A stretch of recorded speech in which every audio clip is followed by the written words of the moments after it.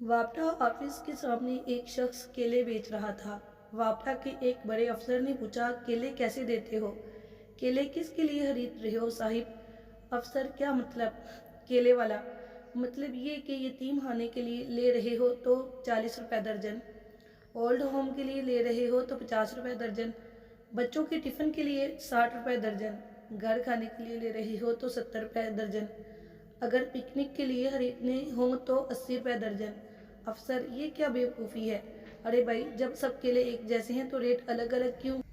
केले वाला, पैसे की वसूली का स्टाइल तो आप लोगों वाला ही है। जैसे 1 से 100 यूनिट का अलग रेट, 100 से 200 का अलग रेट, 200 से 300 का अलग, 300 से 400 का अलग। बिजली तो आप एक ही खंभे से देते हो, तो फिर घर के लिए अलग रेट, दुकान के लिए अलग रेट, कारखाने का अलग रेट। और एक बात, मीटर की कीमत हमसे लेकर फिर मीटर का किराया अलग लेते हो। इनकम वापटा को होती है और इनकम टैक्स और सेल्स टैक्स हमसे अलग लेते हो। सरचार्ज और एक्स्ट्रा सरचार्ज क्या बला है जो हमसे लेते हो?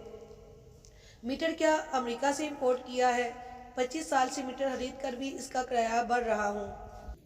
आखिर मीटर की कीमत कितनी है, आप बता दो एक ही बार।